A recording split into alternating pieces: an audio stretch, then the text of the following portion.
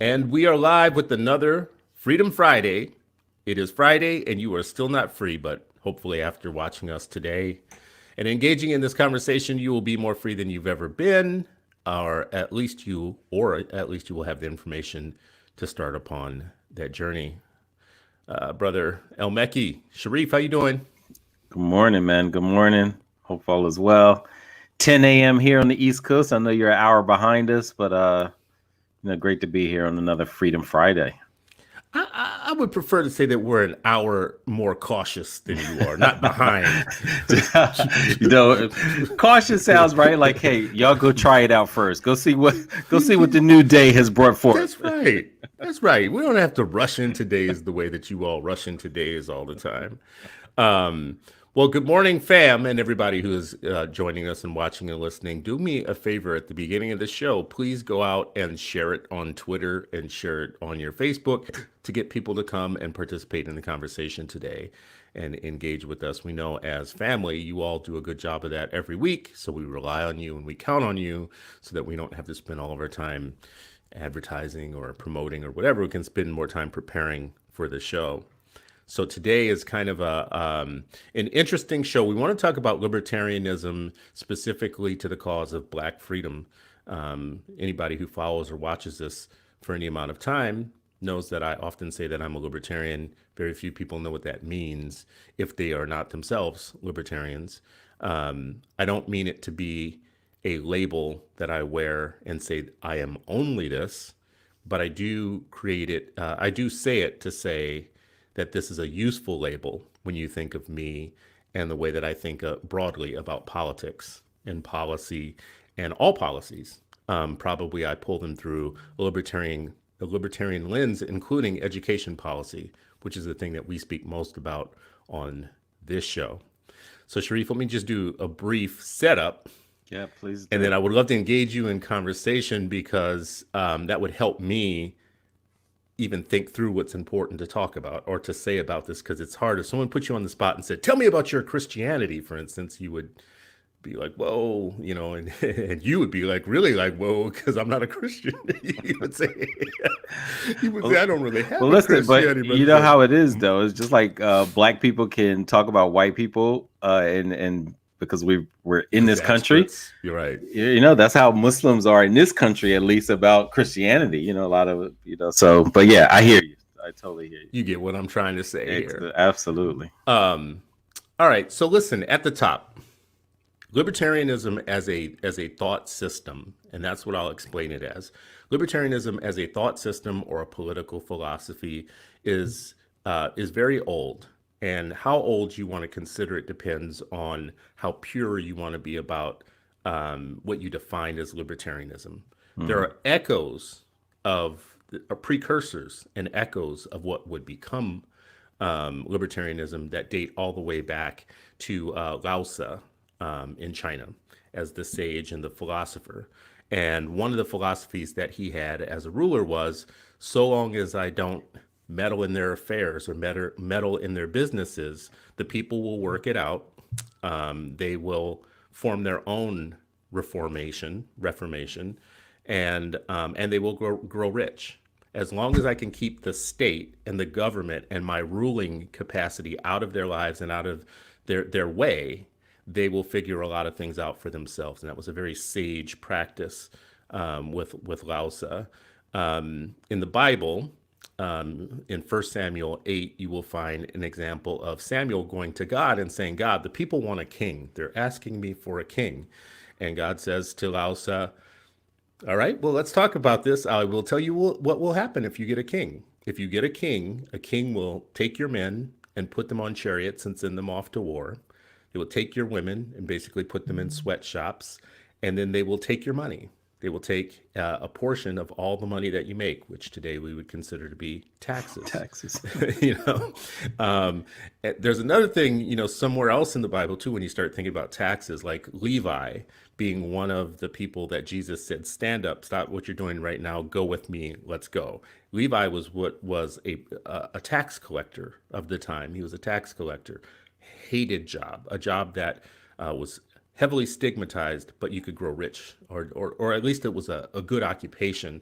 but everybody hated you because taxes were considered to be arbitrary, and the state overstepping its bound to take your money, and often you not getting enough in return for what you were paying.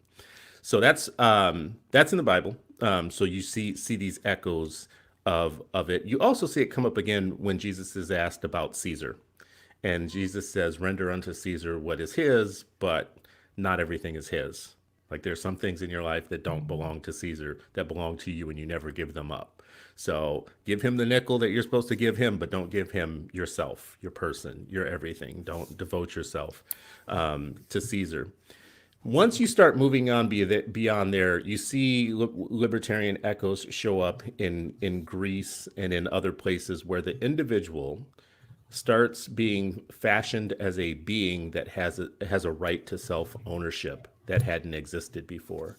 You have a right to own yourself, a right in your body, your person, your mind, your intellect, your affect, all of those things, your property, to own yourself, and for there not to be anything that impedes on that. It's like absolute freedom of the individual.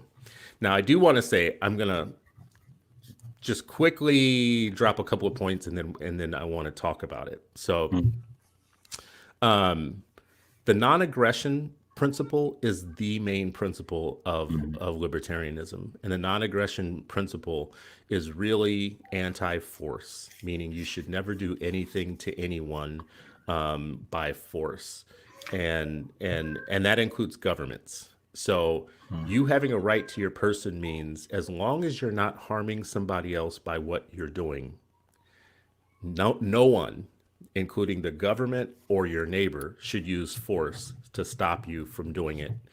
This includes your pursuit to happiness. This includes who you marry, how you marry, what religion you practice, what drugs you take, how you practice your sexuality, how you, just about anything that you do for your own pursuit of happiness that doesn't involve you harming someone else or using force against someone else is fair game.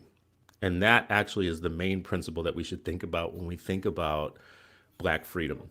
Like, how could a non-aggression principle specifically free us from some of the things that we encounter, like police brutality, the war on drugs, which libertarians would have been and have always been very, very, very, very much against, nuisance crimes. If my sister Nikema Levy-Pounds or Levy Armstrong were watching this, she would remind us of just 3 or 4 years ago, the city of Minneapolis had a law in the books called lurking, and they were arresting people for lurking. I think they were arresting people for lurking and spitting, like one of the others. And there were all these memes that went out of Black people in trees lurking, right? Just to make fun of how stupid it actually was. Yeah. But in a libertarian society, you would find way more things to ridicule like that. Okay, so last point. Chris, libertarianism is something of white people. Okay, well, listen, I just want to tell you a list of notable, and I made sure that I got this list just for this conversation, notable libertarians in history. The very first one, and the father of Black libertarianism, would be Frederick Douglass. So Frederick Douglass would be considered the very first Black libertarian in the United States. Yeah. Yeah. So a lot of people will sit around and say, well, Frederick Douglass was a Republican, which Republicanism is a political party. Libertarianism is a philosophy. Philosophy, yeah. Yeah, it's a philosophy of freedom is basically what it is. Individual liberty, individual freedom, self-ownership, self-reliance, self-determination. All of those strands are libertarianism. This is what folks should think of it more broadly rather than a political party. So yes, Frederick Douglass was a Republican at the time of whatever that meant back then. Also that's important to say what that meant back then, right? What that meant back then. It's super important to say that. And it's also important to say that what libertarianism The foundational values of what a libertarian is were the same then as it is now, unlike the parties which have switched around. Mm. So Benjamin Banneker, Frederick Douglass, Marcus Garvey, Zora Neale Hurston, Mary Ellen Pleasant, who played Mammy in Hollywood, Nat Mhm. Turner, Moses Walker, Booker T. Washington, Richard Wright, some famous black libertarians in history. If you want to get more current, Chris Rock is a libertarian. All right, that sells Yeah, it. Chris Rock, and also, interestingly enough, Big Boy from Atlanta, from Outkast, is a libertarian. He has a quote here that I pulled from him: "Where I stand on the Second Amendment, the right to bear arms is not just for hunting and fishing and things like that, but it's the right of the American people to have a means of defense against a tyrannical government, something you've got to have a backup plan for." Um, that's Big Boy Mm. from Outcast, one of my favorite ones to bring up. All right, so It's a lot. that's a lot, but let me ask you a question, Sharif, because there's going to be lots of people who are going to say there's some downsides to libertarianism. For instance, like libertarians are not for taxes. They're not for a welfare state or a warfare state. Mm. So they don't support wars and warmongering and military, largesse, but they also don't support a welfare state. They believe the people do better when the people do for themselves. So, what do you think so far? Am I selling you? If you were I you mean, know, uh, independent looking to see where they yeah, go. uncommitted Right, black right. man, yeah, I mean, I think it raised a lot. One, I'm always fascinated by history. I had no idea that there were. I thought it was a more recent idea or philosophy. I didn't know that it stretched back. I guess when you think about it, just this independence, this small government. I guess when I think about it from that perspective, like yes, I could see why it could be even traced, back into ancient Chinese history or references in the Bible as far as that type of personal freedom. I think it still raises a lot of questions, particularly around the freedom part.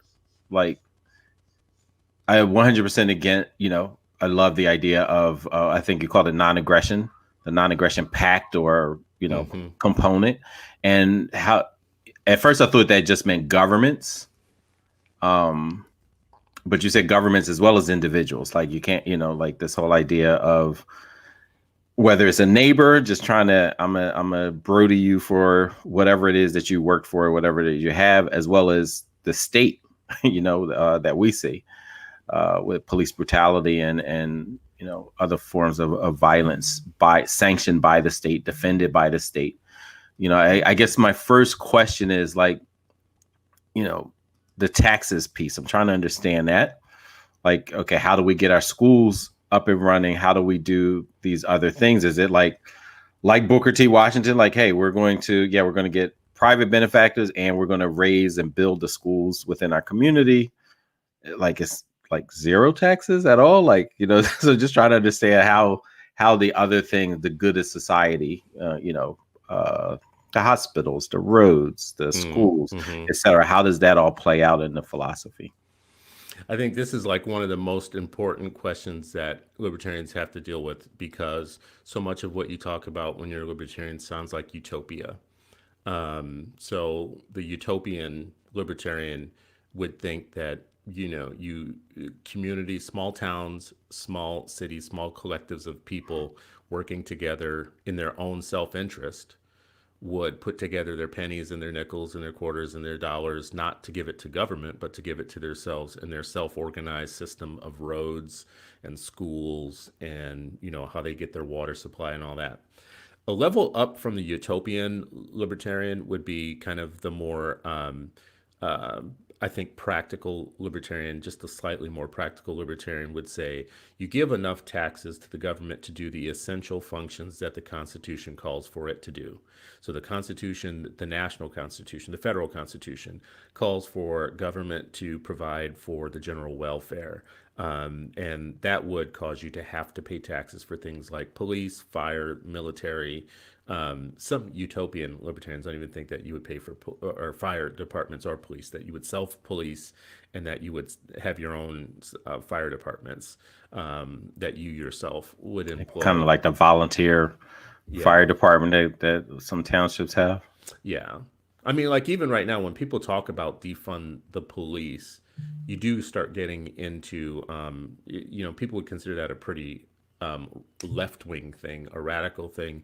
You do start getting into pretty serious libertarian territory when you start talking about defund the police, because Mm. you have to talk about what would you replace it with. You would probably replace it with a community policing Community system. policing, yeah. Yeah, a system of community policing where it's in everybody's best interest to participate, right? Like, because now you no longer have the government doing it for you. You better participate, or else you're going to be in real problem, in real trouble. So, the easiest way to answer your question is, I think that in libertarianism there has to be something what I call the rational referee, or the Mm. reasonable referee. And the Mm. reasonable referee to me is the one in libertarianism who settles a difference between realistic and pragmatic libertarians and the utopian libertarians. Mm. The utopian libertarians think we should just all be free. We should be able to wake up in the morning, grow a bunch of weed, sit around and smoke weed, distill our own vodka and whiskey and stuff, and write books and own our land that we own and work for ourselves and start businesses and be entrepreneurial and live off of whatever we make and whatever, hunt and fish and all that stuff.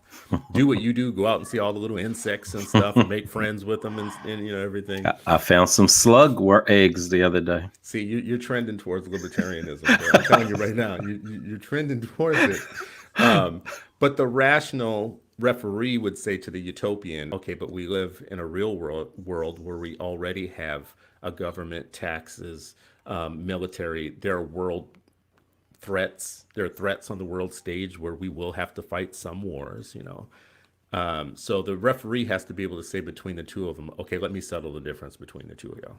Hmm. Maybe you pay some taxes for a limited set of things, the most basic set of things, and we get the maximum amount of personal liberty.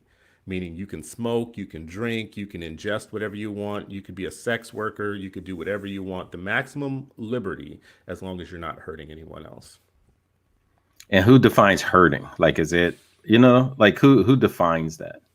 Is That's a there really like, good question. and where does it, like, I often, part of my critique about American society is it's this extreme emphasis of freedom to, less emphasis of freedom from. Like, I want freedom from certain things, as I'm walking down the streets with my children, or as they are, going to school and things like that. And so, the fact that so many of our children are not safe, and we say like, hey, that's not safe. We got to monitor every single thing and all the time in this hyper vigilance, which we're parents. And so we have to do it.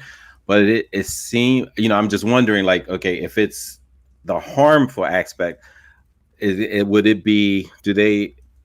there kind of common ground to say, hey, this is off limits? You don't have the freedom to do that. People have the freedom from certain things.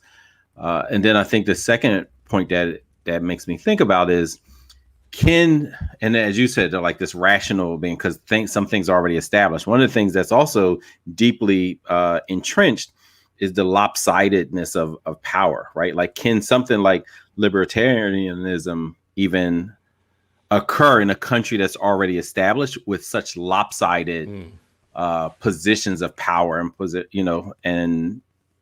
and wealth and education? Like, at this point, can people just say, yeah, or do some folks have such a head start that power get coalesced and there's no regulations, there's no government, which is supposed to be to protect, but then if they're just not there at all, then who does protect, right?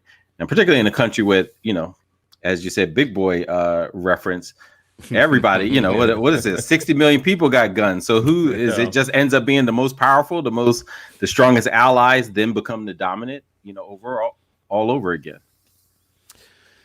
And I don't know. Yeah. No, these are great questions, because I think it unpacks so much. And I just want to keep saying to folks that, like, if you really were to dive into libertarianism, you would go down a rabbit hole on all of these questions, because these are like the best and most asked questions.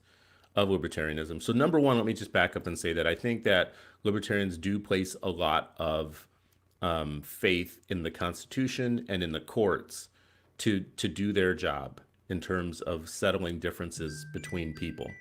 And when you ask who gets to decide, like whether or not someone has used force inappropriately against another, it would be, libertarians do very much believe in the rule of law and courts as a way to, as a matter of fact, they think of that as one of the only functions of government that's really useful, is to protect us from others, like to protect our freedom, our freedom of speech, our freedom in our possession, our freedoms to have privacy, our freedom of self-possession, all of that. So Right. if you were to, when you say who would decide, in a lot of ways, that's where you start getting into things like fraud and tort, and having to go to court about things, right? Having to have judges actually make a decision about whether or not someone has used force against you inappropriately. The thing about whether or not, do we just start fresh? Do we just start today? Right? Like, do we get rid of like all the rules? I think there might be two answers to that. The first answer, I would say, and all of these are as surface answers as I can give in a quick amount of time. But the first answer I would say to that is that there is an idea that if we had maximum freedom, that we would advance faster as an oppressed people. So if we were to say just right now, we're going to go for maximum freedom, there would be an immediate benefit to that for us that maybe doesn't fix the past, but definitely fix the present. For instance, the number of people that are in jail right now for nonviolent drug crimes would go away. Right. So the number of people that we lock up, or that we keep locked up, or that we have locked up right now in a libertarian society just wouldn't exist. So and mass incarceration wouldn't exist.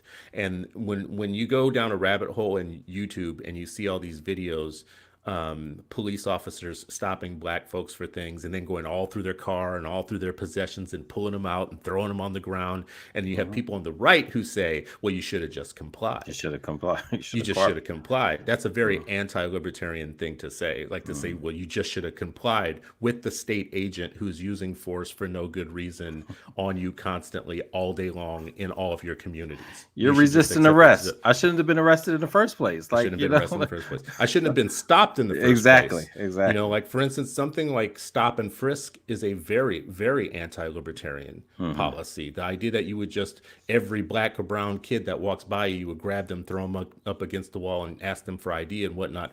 Very anti-libertarian society. So in the immediate, we gain a lot. It doesn't fix all of the past stuff. And now, I think I might need to ask a few libertarian friends who I really trust and rely on for the deeper issues around like something like reparations. I know someone in the comments mentioned that. I think there could be a libertarian case for looking at reparations if it was a matter of court, like a matter of a rational referee who could take in a case of demonstrated harm with material consequences that have to be returned or repaid. I don't know that every libertarian, matter of fact, I think a lot of libertarians might disagree with me on that, but I think that there's a case that could be made for that, but it's not a perfect case. I like the one of the things is I was just reading up on it. There was a phrase that said, in this philosophy, the people are the most important, the state somewhat important, and the government the least important. And I think everybody espouses the idea of, people, we the people, we're doing them, the people elected me and have a mandate, like all of that. And then you see the actual people,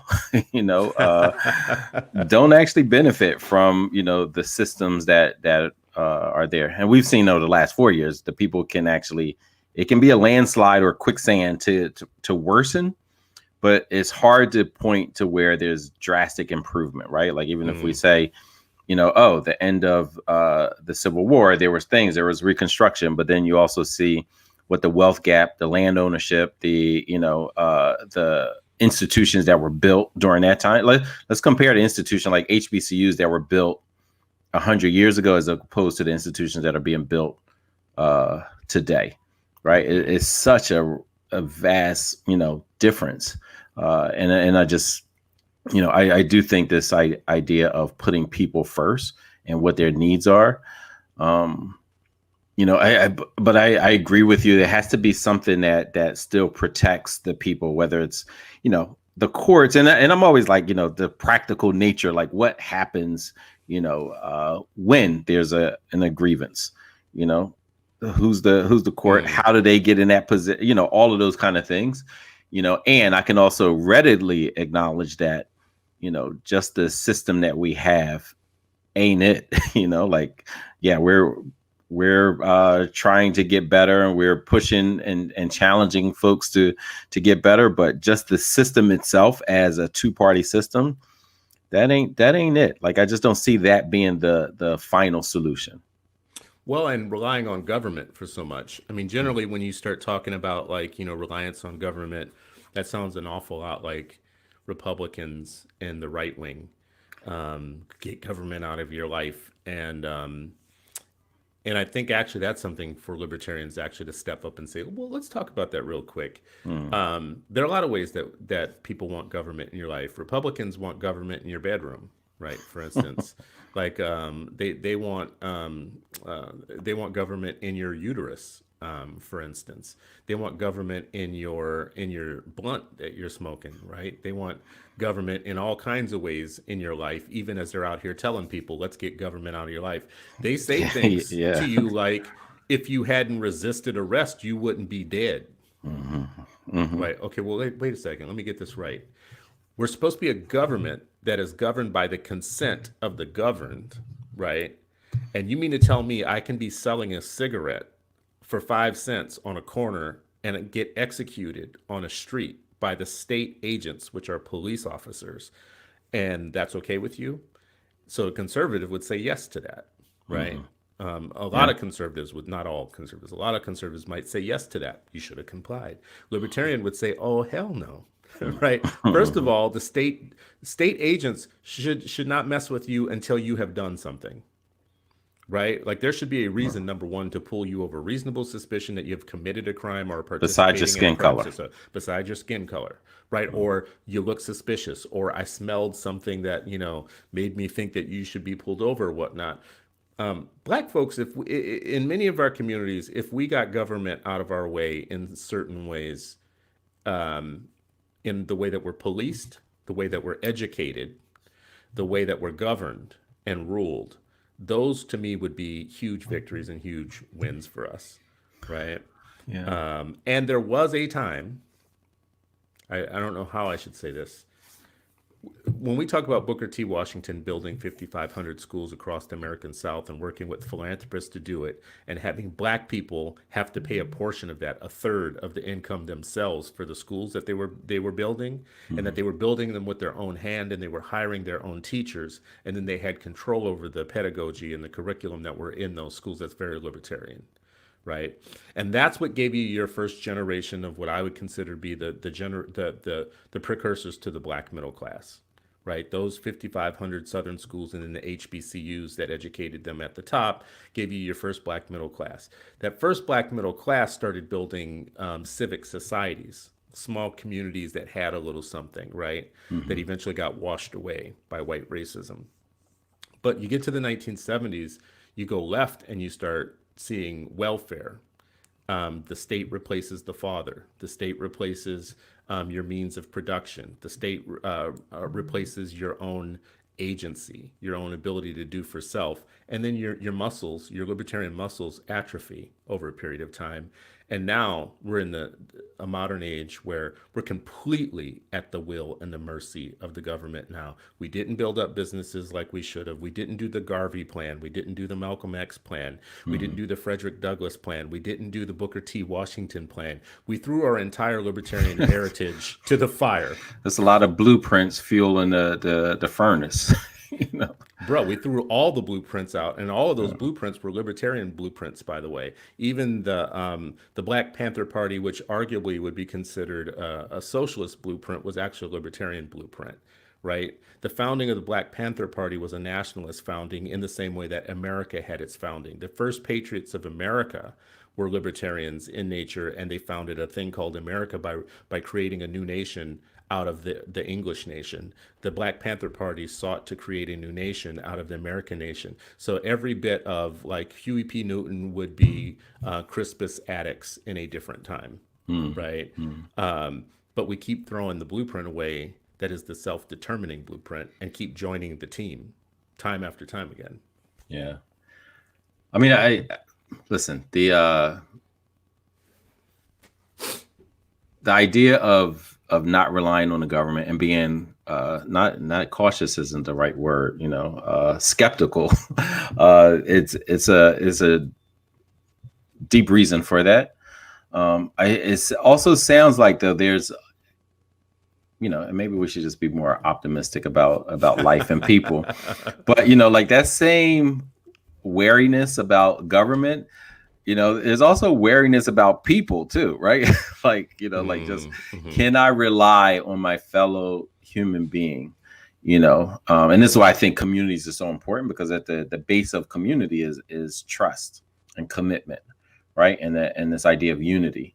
And so I think, and this is what I mean by like it's such a long road, I think, to getting to a place like that, because in order to police yourself and where you can like trust that, hey, I'm going to be safe, and not just physically safe, but all the types of safety that's paramount for optimal levels of living.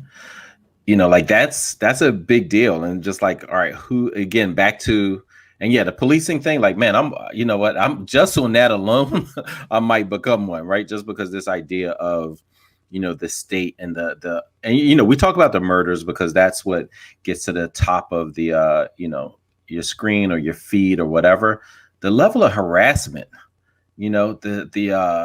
people who don't get murdered, but they lose their jobs because they were, arrested for some old dumb stuff and was sitting in jail for 2 weeks before they could get here. Like all kind of just crazy stories that ain't abnormal. Like that is a normal thing in this society, particularly for Black and other people of color. Like I lost track. At one point I was trying to remember how many times have I gotten stopped as a Black man driving through Philadelphia. I can't use my 10 fingers and count it. Right. I think about in high school when I was first accosted by, a police officer. I think about being in Upper Darby, with my friends and going shopping and I jaywalked, and a cop makes a U-turn to come and threaten me, told me to go back across the street or he would arrest me. And of course I'm like, oh, well, I guess I'm gonna get arrested. My friends were like, no, we just don't mess up the day. Come on. And, I was pissed the rest of the day. I couldn't even shop. I saved my money that day because I was so angry.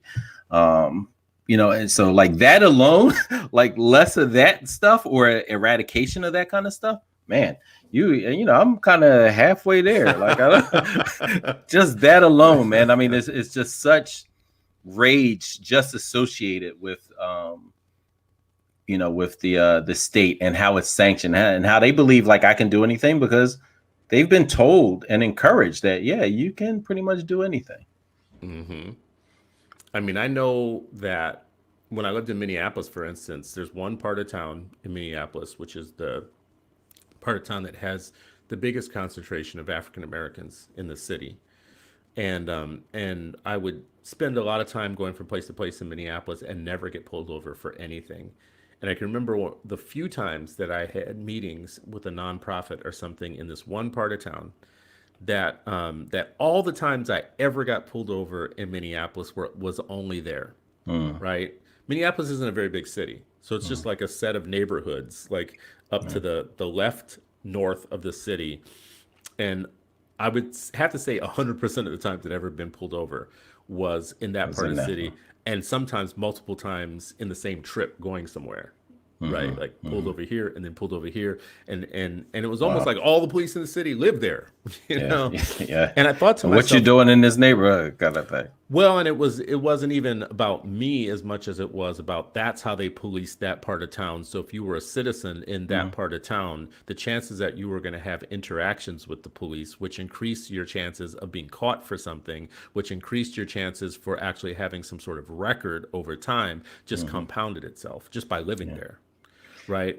The libertarian would say, no. Yeah, we do have to serve and protect. Meaning, if people are getting shot and whatever, blah blah, we have a purpose there. But just randomly stopping everybody Yeah. and Yeah. and saying, "Give me your ID," and going through your car and where you're going. Like as a libertarian, as a free American or whatnot, I'm looking out my window at a cop, thinking to myself, "What the hell do you mean? Where am I going? Mm-hmm.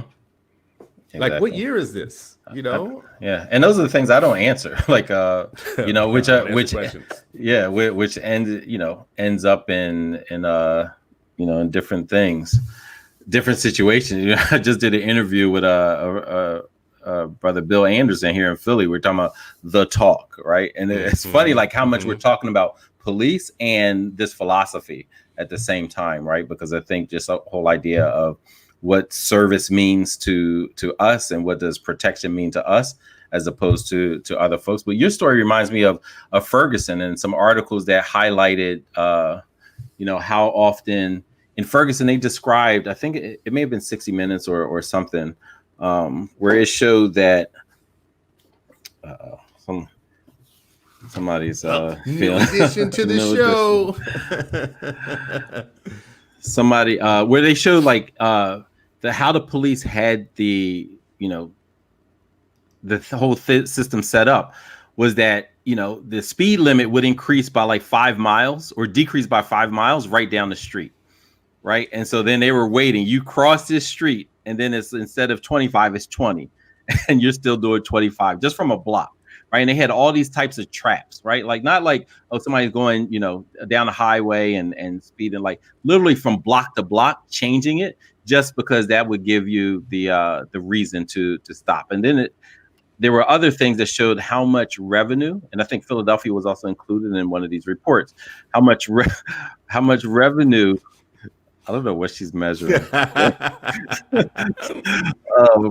How much revenue cities make off of fines and you can't park here. And I'm not talking about fire hydrant. I'm just talking about like regular parking. All kind of stuff, fines, and how much of the city budget that is, and what could be done if all of that money was actually returned to its rightful owners. So there's a that all of that makes a whole lot of sense. And I don't hear, I mean, lately you've heard about the progressives or liberal, that I get mixed up with the terms, are talking about defunding police and things like that. But it sounds like the libertarians have been talking about that for a really long time. Maybe not the same phrase, but this whole idea, like, all this over policing and harassment, and you tie racism with that, shoot, man. Well, if you think about the bread and butter issues that are made to you, that are addressed by libertarianism for you, maybe you agree or don't agree. So I would just put them out there for you. When it comes to things like policing, the militarization of police departments would have never taken place in a libertarian society. So over a period of time, conservatives and others have greased the skids for programs that actually get military gear to police departments, and that is what has that was the premise. One of the premises of the war on drugs was militarizing police departments with gear that would have never been used for domestic policing, giving them the right to do civil asset forfeitures. Expedited their militarization, so they can just take stuff from you, take your stuff, right? And never give it back. Sometimes and take it from well, plant stuff, but I mean, they could come in and you can Google it and you can find these documentaries on them taking Corvettes and stuff from people that never got charged or were found innocent and never gave it back, and converted that through auctions into money that they would use for riot gear and tanks and military equipment, right? Conservatives are perfectly okay with that because they love them some police. Oh, yeah. They love law enforcement, right? When you see all this kind of like smarmy, I'm for law enforcement, I'm from the military, that is not libertarian at all. That's completely right-wing, authoritarian, fascism, republicanism is what that is. On the left side of the thing, when you start thinking about schools, like if you wanted to start a school, you have 199 million pages of forms that you have to fill out, and you still might get denied to teach your own kids, to teach. In some states, you don't even really have a right to do homeschooling without having to like apply to the state to say, please, can I teach my own child? You have levels and levels and levels and levels and levels of bureaucracy and unionization and standardization and demands from the government for you just to be free to do something so simple as educate your own children, educate the children in your neighborhood, and educate the children in your community overall, right? This is where the two sides, the duopoly between the left and the right, the Democrat and the Republican, the Democrat says, let me take over everything in your life because we're going to be your mama, right? We're going to be your mama. So let us take over everything. We're going to teach your kids. We're going to feed them. We're going to feed you. We're going to teach you what to eat, when to eat it, how to eat it. We're going to let you in some of our meetings, and then we're going to tell you when to shut up and when to speak. We're going to like pick which ones of you actually are the most woke for us, for our purposes, and we're going to put you. That's the left. The right is your daddy. The right is like, I'm going to kick your ass every time you mess up. I'm not your mama, right? So if you mess up even a little bit, I'm going to whoop your ass. I'm going to throw you in a cell. I'm going to keep you there for years and years and years. Whenever you have a problem, I'm going to say, what's wrong with you? You did wrong, blah, blah, blah, right? This is the left and the right. That was your choice. You chose to have this misery. You chose to have this misery. And now I'm making fun of that. I'm making light, but I'm just saying in our core issues of education, community, how we want to build communities, what we want them to look like. Do we want to own our own businesses or do we want to be shoppers at somebody else's business, right? Do we want to run our own schools or do we want to be students in someone else's school, right? Do we want to decide for ourselves what we eat, drink, smoke, how we live, who we marry, who we love, what we do, or do we want someone else to decide that for us, right? That's the ultimate question, I think, that faces people at the bridge of whether or not they would be a libertarian. If you think most of that power should go to the government and some other body, then you're not a libertarian. I mean, it's interesting that you can have the philosophy and still be in whatever political spectrum, so to speak. So that piece is interesting because I thought it was in itself a political party. Didn't realize it was just a philosophy, that can complement or just you can be in your own. Am I understanding that correctly? Like it can be a political party, but it doesn't have to be. Like you could be or whatever. Because that's another thing I should have said from the beginning. There are little L libertarians, and then there are big L libertarians. Little L libertarians are the ones, the very thing we're talking about right now, like the philosophy, right? The big L libertarians are members, as I am, of the Libertarian Party. And that gets you into a different territory because the Libertarian Party is an actual party that runs candidates. There was a presidential candidate this year that ran. That was the Joe Jurgensen. Yeah, Joe Jurgensen. Who ran. I hadn't heard of her until I saw the ballot. I'm like, oh, look at this. Who's this? I was expecting Kanye to be on the ballot, but it was somebody named Joe Jurgensen. So. There were a few people on that ballot that were like that, like, oh, okay, Green Party. That made me think of something yesterday, like even in prep for this show, what are some tactical things that we should be fighting for and doing? I noticed that like my sister Naomi Shelton has put things in different places around addressing the Electoral College. I think addressing the presidential commission would be a better bet because the two parties own the presidential commission and they get to control who gets on stage for national debates. That shouldn't be. Americans should be able to hear from the Libertarian candidate for president, the Green Party president for candidate. If during the primary you can hear from 18 people and make a choice, right? Look at the primary stage of the Democratic Party. How many people were running? That was a lot. They couldn't even invite everybody, and the stage was still full. And they were still full, right? There was like all of Vermont was on stage, right? and there was no problem with that. But when it comes to picking the actual president, we can only have two. Sorry, there's only room for two. Yeah. And I think actually there should be room for 3, 4, 5, and 6 because people should hear these other ideas and decide whether or not they think it fits with their life. Yeah, I mean, that's one more thing I totally agree with. This whole idea of only two people, you only hear from two people. Like I think that is absolutely ridiculous. I think it shows what the people in power believe about the American people, which they've always had, right? Like it was a reason there was only a certain amount of folks who could vote and a certain amount of people who have are on the stage today. I think all of that stuff is connected. Yeah, I see here that Josh put something in the comments. The libertarian conservatives that ended up caping for Trump and excusing everything he did wasn't a good look.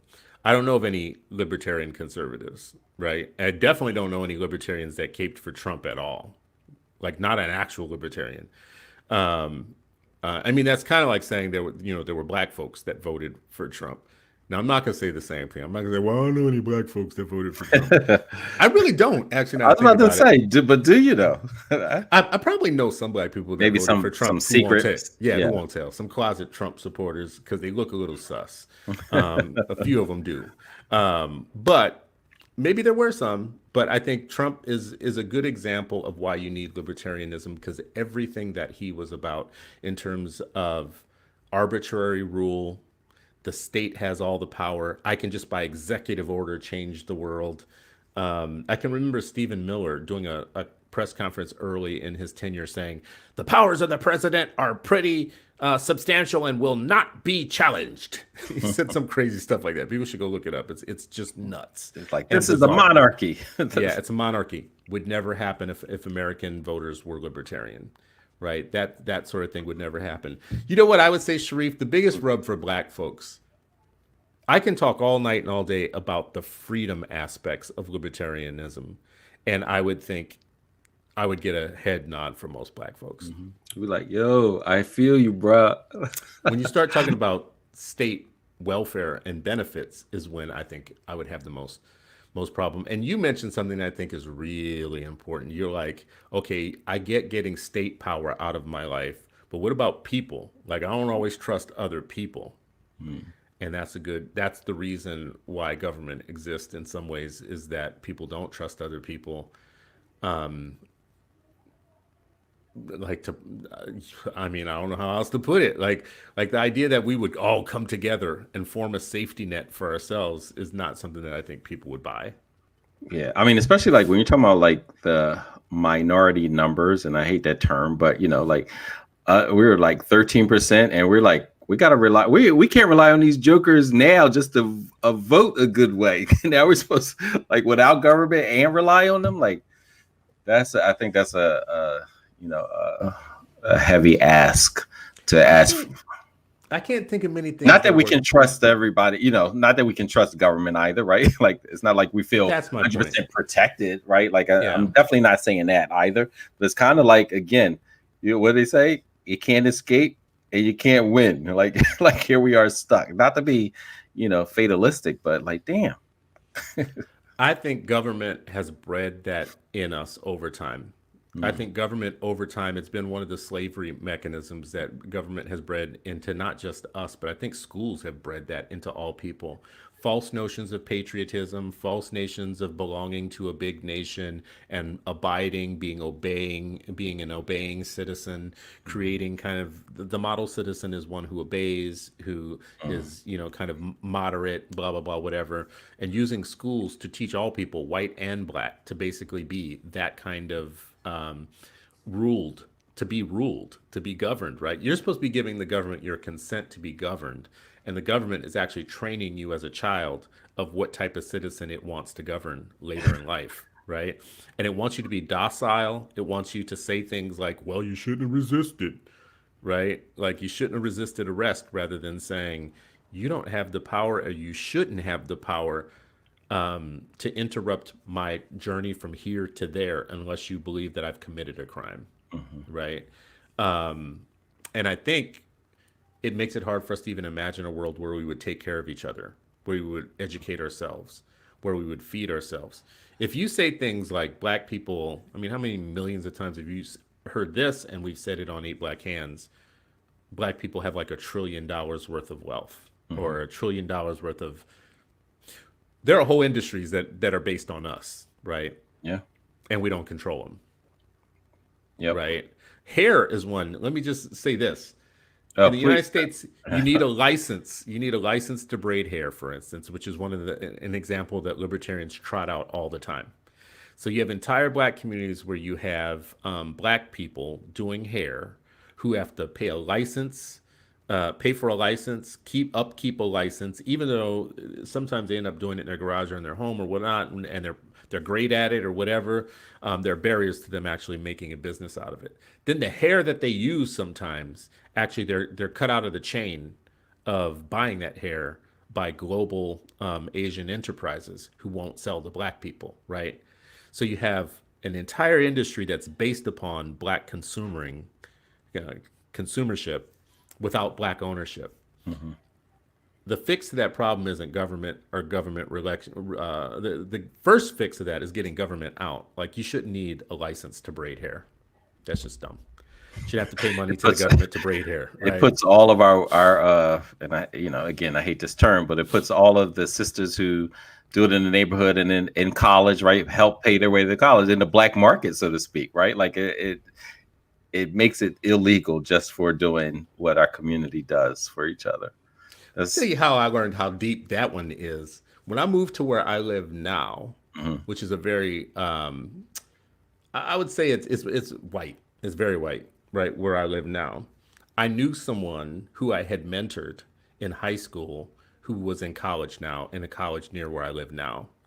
And when she found out where I lived and she knew that I was making trips back and forth from Minneapolis to where I live now, which is about 70 miles, she asked me if I could pick her up some hair, please. And I was like, this is a real, like, this is a real business type thing. Like you can't get the hair up here, right? You can't get the hair. You can't get the hair up here. Why would we not own the thing that is so personal to ourselves? I think becomes one of my libertarian questions right now.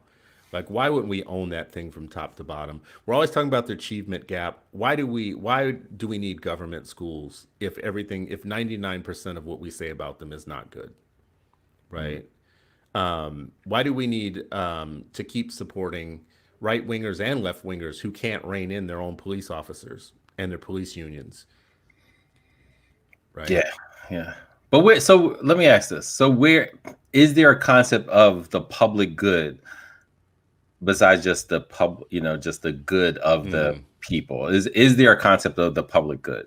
Because my thing is, and again, but if we're not starting anew, and then I think back to the the idea of reparations, like how does it get, what does something like affirmative action look like? We know white affirmative action happens that's the country is built on white affirmative action, right? Everybody else is like, no, we can't afford it. How will we figure it out? All those kind of things. So how does that, along with the idea of public good, that there's folks who've been marginalized, whether it's in schools, whether it's in law enforcement, whether it's hospital, medical, care, like all of that. There's a group, and often they look like us, who've been marginalized. They look like you, bro. They don't look like me. Nobody look like me doing nothing bad to nobody. I'm not trying to say it. No, I'm just kidding. They look like both of us, I'm sure. Listen, I think this question is like very, very important because it's not a selfish thought to say that individuals should be free in their person and they should be left alone as long as they're not doing harm to others or whatnot. But if you had everybody just acting in their individual self-interest, that raises philosophical questions that get you into things like Ayn Rand and others about, does that create kind of an immoral society rather than a moral society where people take care of each other? I'll answer it quickly on a couple levels. On one level, you probably have some libertarians who would say that people acting in their individual interests will eventually become a community interest and a greater good interest because it's in your interest for all the people around you to be doing well, not poorly, right? Like say I amass a bunch of stuff and you don't, and you live around me and I don't do any business with you, I don't help you at all or whatnot. It's not in my best interest for that to continue. So that's one way of. But do people have that kind of long term, No, I mean, I can't answer that, but my guess would be that people don't think, long term about the implications of some of these things. What I think right now is we're living in the outcome of the other way of doing things. Yeah. So how would it be if we lived in the outcome of everybody having an enlightened self-interest and realizing that we're interdependent in ways in which it wouldn't be fair for me and wouldn't be smart for me to be completely selfish about everything. Or else when my house is on fire, nobody would come help to put the water on. And we see things Especially like, if you're in Philly with row houses. That's how we should probably look at life. If mine's is burning up, yours yours is about to burn yeah, up you soon, better come right? out. So listen, if I woke up in the middle of the night and I saw your house burning in Philly, I would be having my pants on, my shoes on real quick. I'd be outside and I'd be throwing some water on your house. Why? Because it would be in my best interest to throw that water in your house. I don't think it's perfect. There's a better way to answer this there because Adam Smith is one of the people that is considered like the key godfathers of libertarianism thought. And he's misunderstood in a lot of ways. You could do a whole show just on his Wealth of Nations, the hidden parts of it that people didn't read very much. He does believe that a lot of this is about creating a benevolent society, right? Like he doesn't see this as a pathway to everybody just does their own thing. He actually believes if you really were trying to get to a society where people felt generous and benevolent and saw their self-interest in each other, that the best way to get there is to make sure that they're not oppressed first, because oppressed people like hurt people type of thing, right? What is it that he says though? He says something about, oh, this is his main thought. Okay, this is his main thought around that is the more you make people, you try and force people to care about other people who aren't near to them, the worse you're going to do in terms of forming a benevolent society. So it's basically kind of the act local thing. Like people will think about their communities before they'll think about some country far away from somewhere.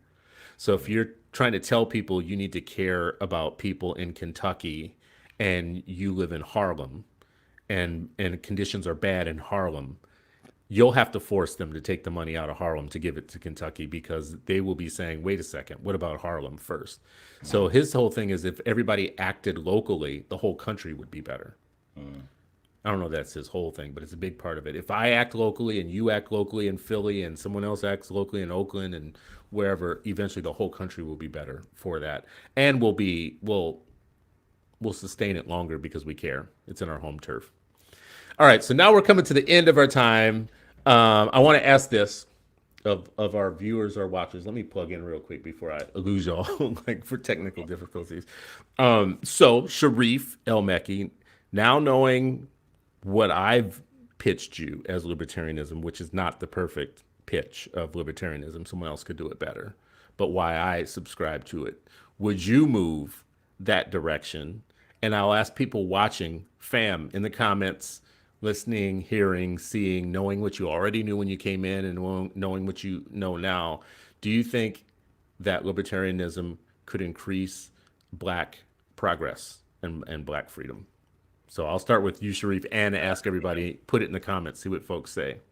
So I would say I definitely, I think I'm going to tap into some of the and read up more on some of the philosophies. I mean, what you said about, policing and self-policing, that a lot of what you talked about is like self-determination. And so 100%, it makes me think about the Nguzo Saba. And if for those folks who do not know Nguzo Saba, you should read it, and these principles, because a lot of what you said, Chris, today reminded me of aspects of the Nguzo Saba, this idea of self-determination. Hey, Dad, assalamu alaikum. About like how you define, yourself, define our own selves, how do this collective work and responsibility, which goes back to that local piece.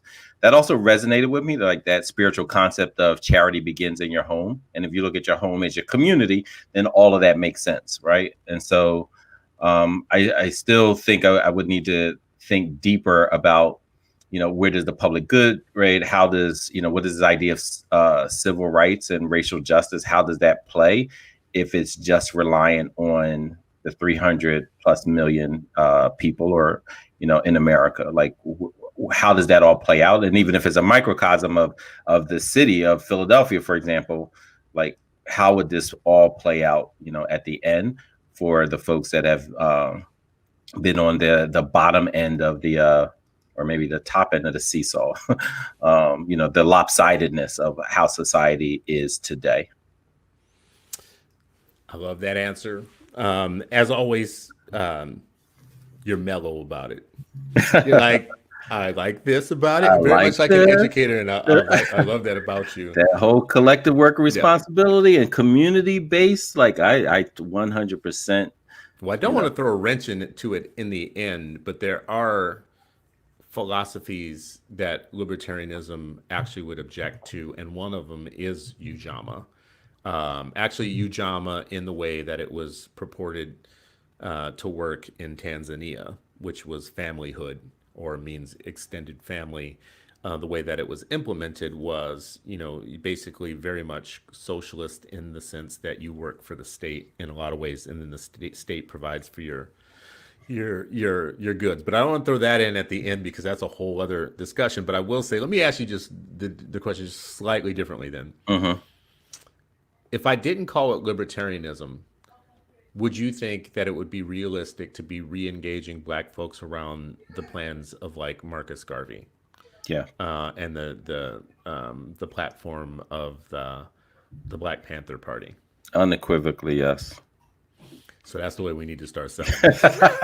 Unequivocally, like, yeah, like, hey, revisit the 10-point platform. Okay, yeah, like we need to, Yeah. Marcus Garvey, this idea of, for us by us, and that, this independence, absolutely, but I think again, and we talked a little bit about this before, then what you're talking about with black people is like forming this black nation within a nation, right? Which is different than just connecting with the larger country and relying on them to do right by us, right? And so that kind of thing. But this idea, like, hey, you know what? We can build our own schools. We can, speak for ourselves, define ourselves, name ourselves, educate our children.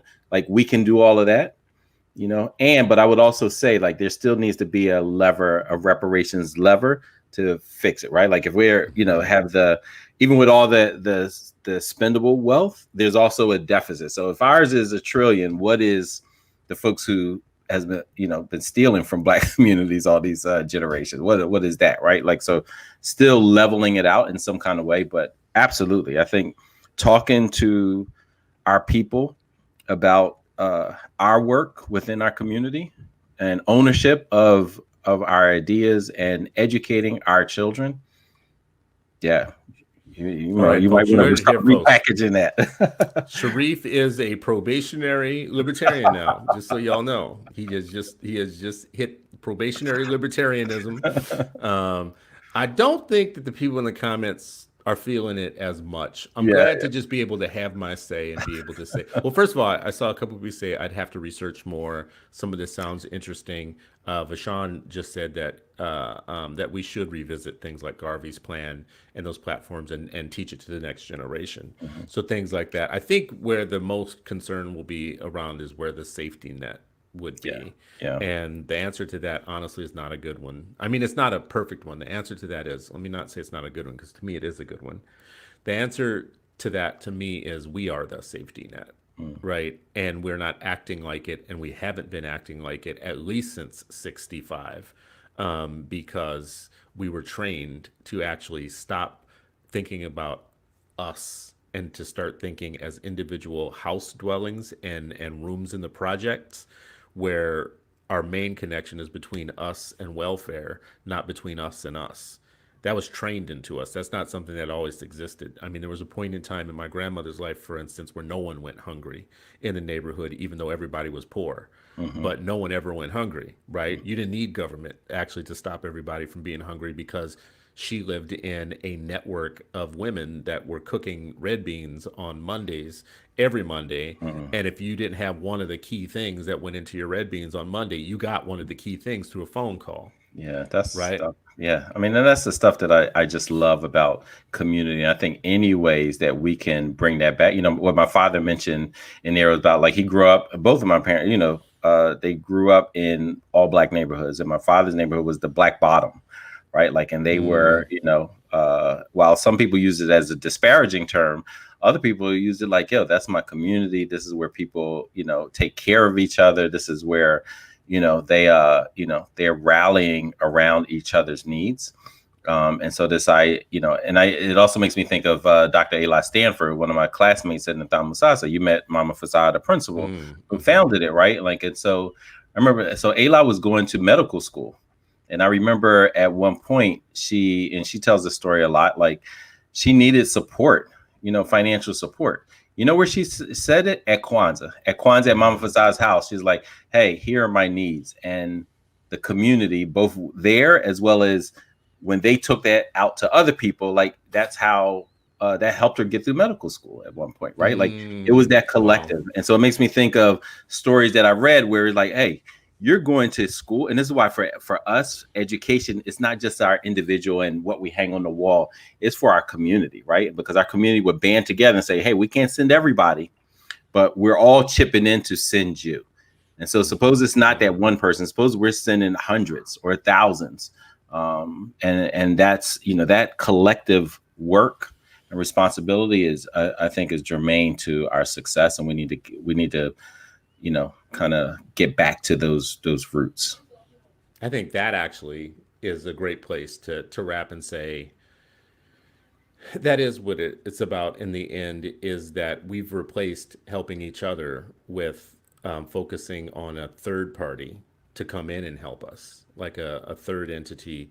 And that third entity, unfortunately, that we've invited in to be the one that does the help distribution for us is actually not one that loves us. It's been one that actually has hated us forever. And yet we have come to depend on it rather than us to be strong. This thing about Black Bottom, maybe we come back to this. So this was me putting my libertarianism on the hook for you this week in the most simple way that I could think to do it, like to say it. And, this is what it means to me. I mean, it just means maximum liberty, maximum opportunity. I believe that we are in a 400-year struggle for our freedom that hasn't ended. It just got more sophisticated.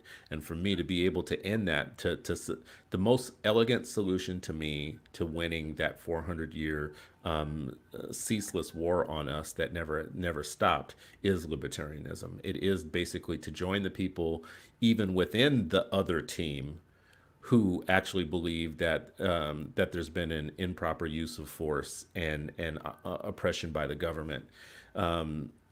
Interest convergence with them around getting government out of our lives, because that's the apparatus that is used right now to keep us ignorant, to keep us helpless, to keep us dependent, to keep us in cells and in jails, and to just pass laws every now and then that put millions of us away, just take us right out of the community, right out of the game.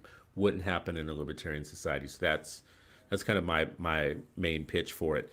Next week we should come back and see what. We should hear more about your independent philosophy and why you're an independent next week. That's what I think we should come back to, is what makes a black independent from Philly in 2020? Why haven't you joined the duopoly? One of the left or the right, the jackass or what's the other one? The jackass or the elephant, the red or the blue, the Union or the Confederate. Why haven't you joined one of the teams? So maybe we should do that. Perhaps we should. All right, y'all. Well, listen, thank you, Brother Elmecki. I appreciate this. You brought great questions as always. Oh, thank you. Thanks for enlightening us. Again, I knew somewhat, but I had some assumptions and misconceptions, and this was helpful. Well, I want to say to everybody watching and listening, I just think it's magic that you guys come back every week and that you spend your time with us, spend this hour with us. This has been another Freedom Friday. You are still not free, but hopefully you're a little bit freer than you were when we started this show at the beginning this morning. Thank you, as always, for giving us this time and hour. Share this with others. Go into the weekend with a clear head, a clear mind. Really, really, really grab hold of your family and your children and show them extra love, knowing that it appears as though we're going to go through a little bit of a tougher time, and it's on us to actually keep these bonds, these self-supporting systems of generosity with each other, because the times are getting very tough, and they will be probably for another couple of months at least, in terms of the pandemic and other things going on in politics. So, as always, peace, love. Hope you all have a great weekend, and we'll see you next Friday for another episode of Freedom Friday. Thank you. Absolutely.